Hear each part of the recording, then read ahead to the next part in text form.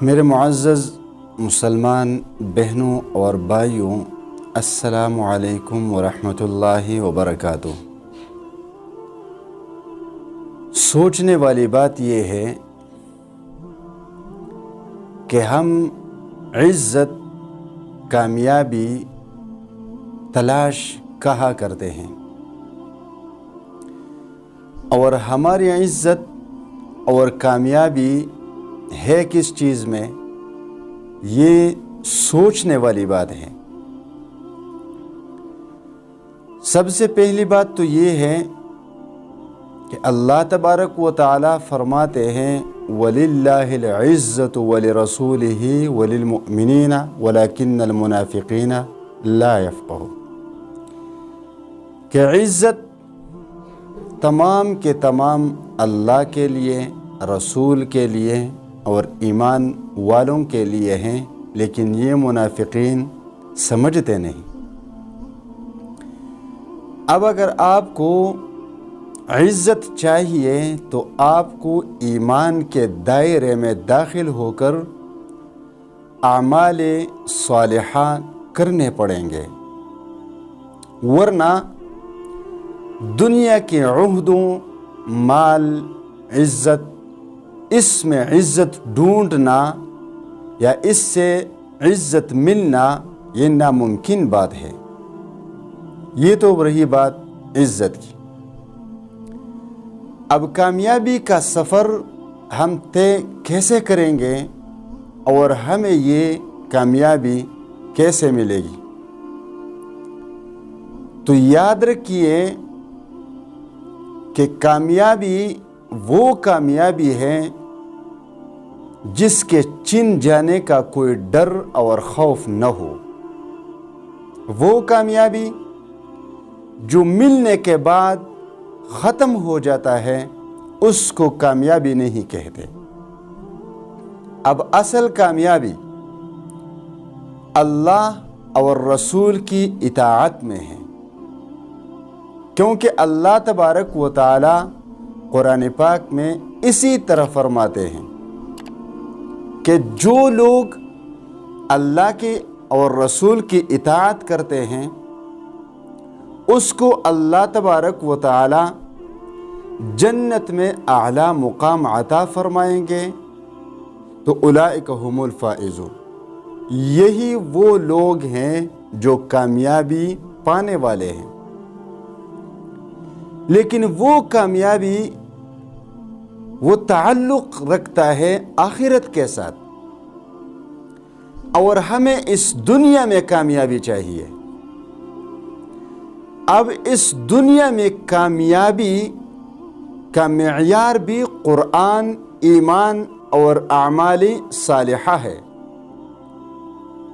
آپ سورۃ نور اٹھا کر پڑھ لیں، وہاں پر اللہ تبارک و تعالی فرماتے ہیں وعد اللہ الذین آمنوا منکم وعملوا الصالحات لیستخلفنہم فی الارض کما استخلف الذین من قبلہم، کہ ہم آپ کو بھی دنیا میں جانشین بنا دیں گے۔ یہ اللہ کا وعدہ ہے ان لوگوں کے ساتھ جو دین پر سختی سے عمل کرے، احکام الہیہ پر سختی سے کام کرے، اس پر عمل کرے، اور وہ لوگ احکام الہی کو مضبوطی سے تامے رکھے، تو ان لوگوں کو بھی اس دنیا میں کامیابی ملے گی، اور 100%، کیونکہ اللہ تبارک و تعالی نے وعدہ فرمایا ہے، اور اللہ تبارک و تعالی جب وعدہ فرماتے ہیں تو پھر اس وعدے کے خلاف کبھی نہیں کرتا۔ ان اللہ لا یخلف المیعاد، اللہ تبارک و تعالی اپنے وعدے کی خلاف ورزی نہیں کرتے۔ اب سوال یہ پیدا ہوتا ہے کہ ایمان تو ہم لا چکے ہیں، اللہ کو بھی مانتے ہیں، رسول کو بھی مانتے ہیں، تمام کتابوں کو بھی مانتے ہیں، تمام انبیاء و رسول کو بھی مانتے ہیں، जन्नत और जहन्नम को भी मानते हैं, यौम आखिरत को भी मानते हैं, फिर भी मुसलमानों के हिस्से में जलालत के अलावा कुछ नहीं। वजह क्या है? तो वजह ये है जो मैं इस बयान के शुरू में कह चुका हूं कि हम कामयाबी और इज्जत उन चीज़ों में ढूंढने की कोशिश करते हैं जहां पर न इज्जत है न कामयाबी है, वहां पर नाकामी और जिल्लत के सिवा कुछ भी नहीं।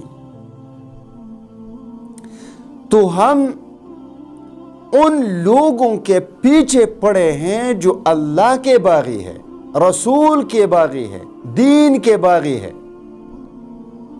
तो वो लोग दुनिया में तो कामयाबी पा लेते हैं क्योंकि उनके लिए सिर्फ और सिर्फ यही जिंदगी है, इसके बाद उनकी जिंदगी में कभी खुशी है ही नहीं। लेकिन मुसलमानों को उनके पीछे पड़कर कभी भी कामयाबी नहीं मिलेगी, कभी भी उनको इज्जत नहीं मिलेगी। अगर हम उनके तरीकों पर चल पड़े तो हम अपने आखिरत को भी बर्बाद कर देंगे और दुनिया को भी बर्बाद कर देंगे। लिहाजा अगर आप कामयाबी चाहते हैं तो अल्लाह के साथ ताल्लुक़ बनाओ, रसूल के साथ ताल्लुक़ बनाओ, कुरान के साथ ताल्लुक़ बनाओ, तो इंशाअल्लाह ताला आपको ऐसी इज्जत और कामयाबी मिल जाएगी जहां पर आपका तसव्वुर भी नहीं होगा।